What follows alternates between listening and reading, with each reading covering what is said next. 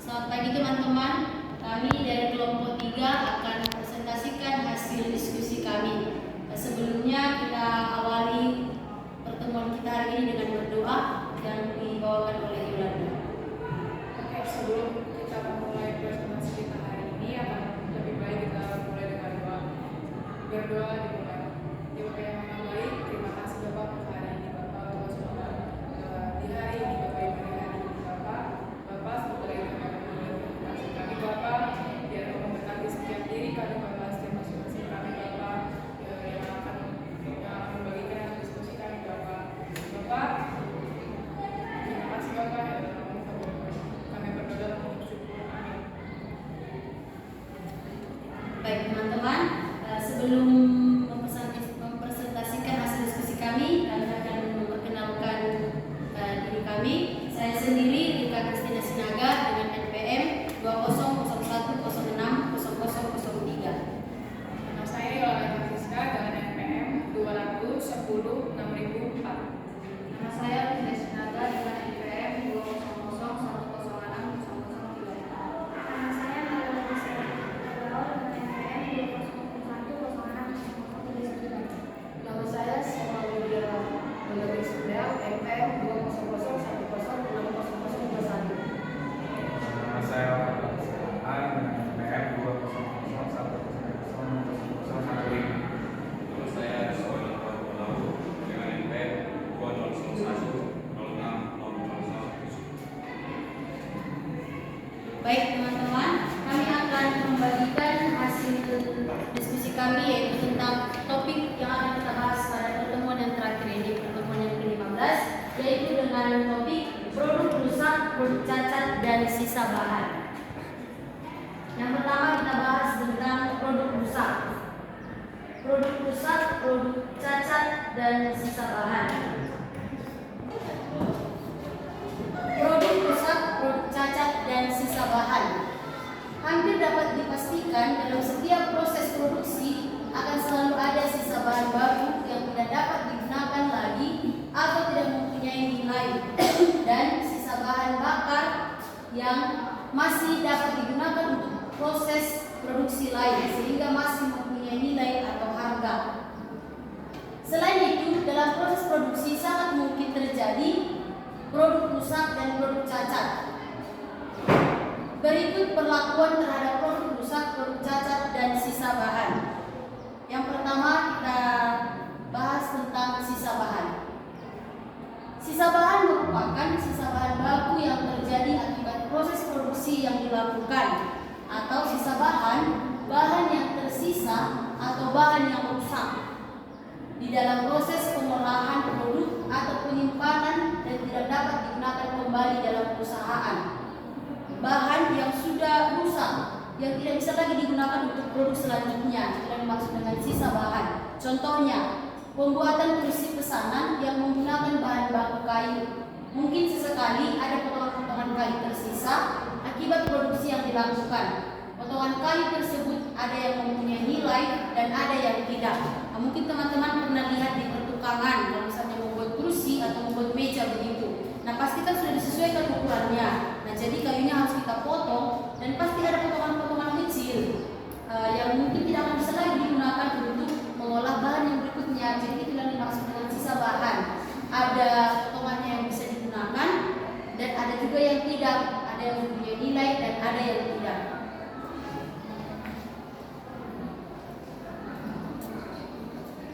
Baik, selanjutnya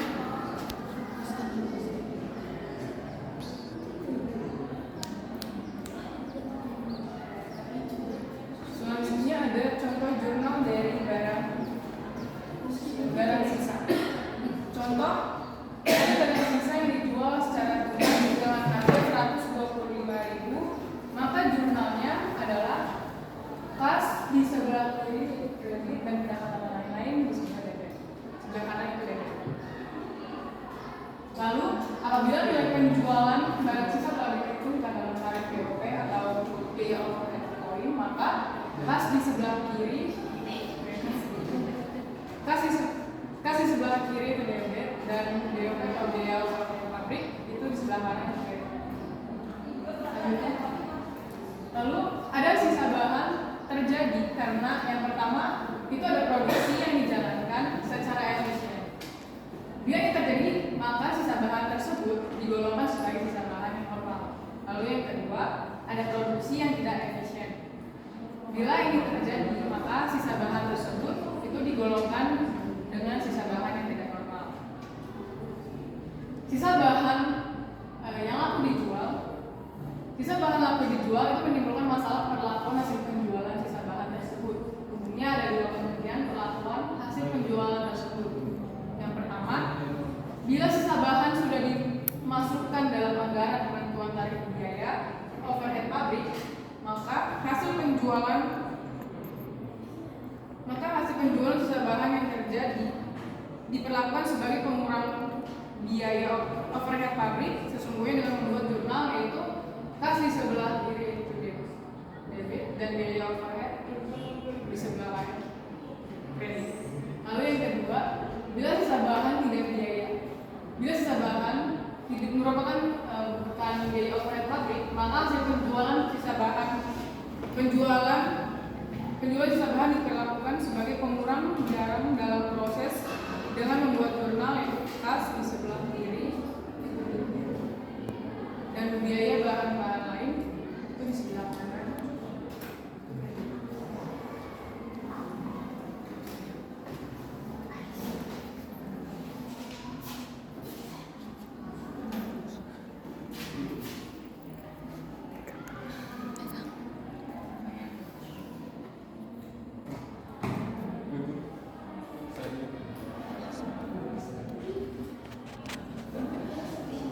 Selanjutnya, sisa bahan tidak laku dijual. Sisa bahan yang tidak laku dijual kemudian menimbulkan masalah dalam hal adanya biaya yang memusnahkan sisa bahan tersebut. Perlakuan dalam akuntansi itu yang pertama, bila sisa bahan dapat dilacak asalnya, maka biaya untuk memusnahkan sisa bahan tersebut dimasukkan atau ditambahkan pada biaya bahan baku pesanan yang bersangkutan dengan membuat jurnal, yaitu BDP atau biaya marah di sebelah kredit dan kas itu di sebelah debit. Lalu yang kedua, bila sisa bahan tersebut tidak dapat dilacak asalnya, maka biaya untuk pemusnahan tersebut diperlakukan sebagai penambah biaya overhead sesungguhnya dengan jurnal BOP sesungguhnya itu di sebelah kredit, debit dan kas itu di sebelah kredit.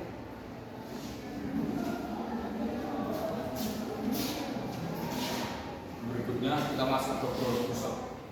Produk rusak merupakan produk yang dihasilkan dan dari proses produksi yang tidak memenuhi standar yang ditentukan. Produk rusak ini mungkin dapat diperbaiki, namun biaya perbaikan yang dikeluarkan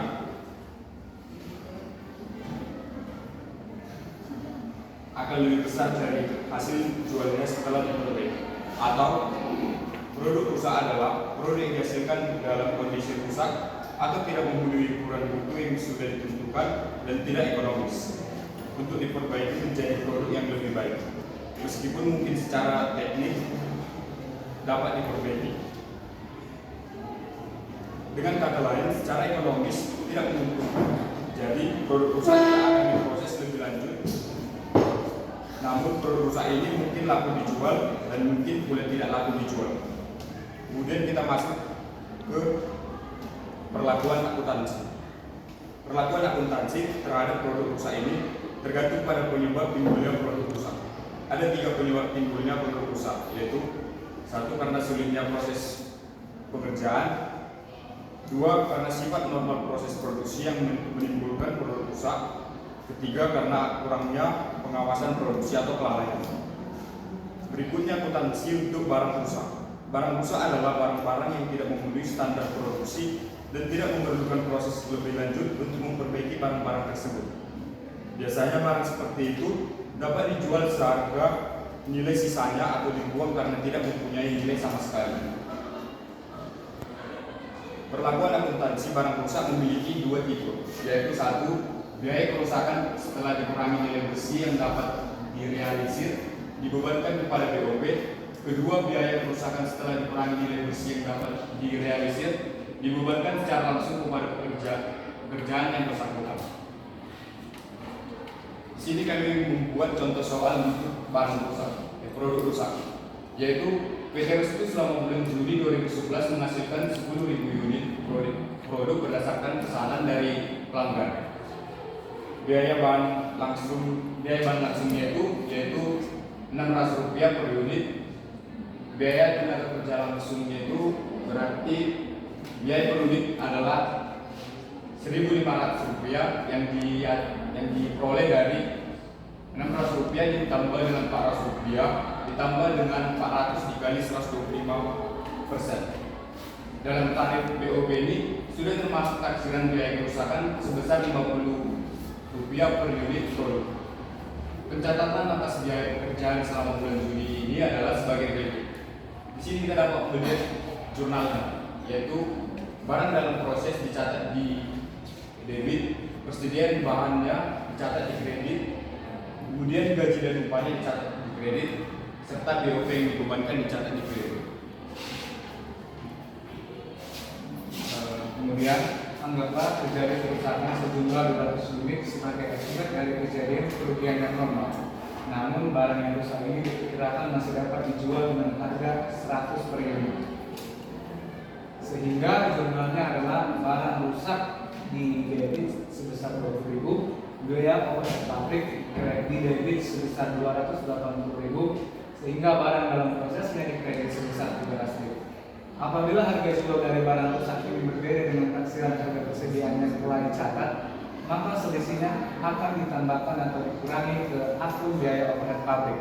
Sebagai contoh, seluruh barang rusak tersebut dijual secara tunai dengan harga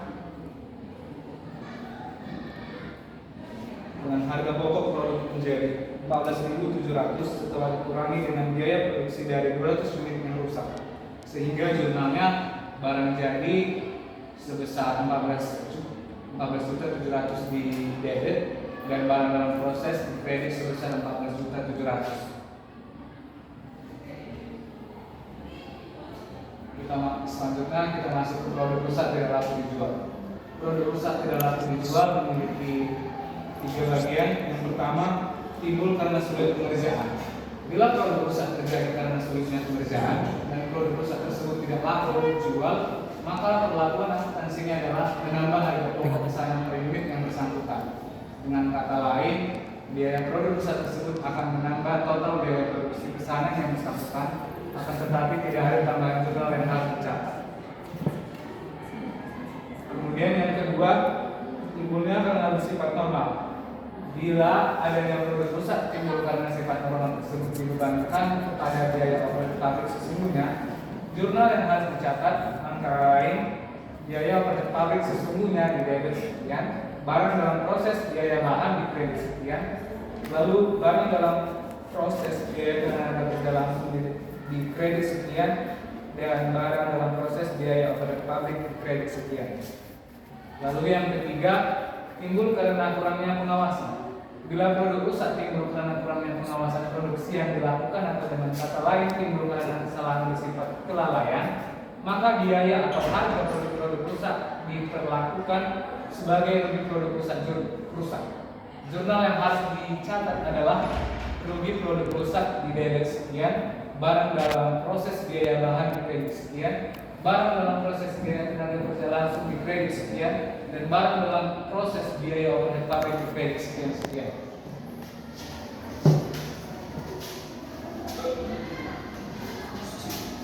Kita masuk ke produk rusak laku jual. Produk rusak yang terjadi sangat mungkin laku jual walaupun harganya tidak seberapa.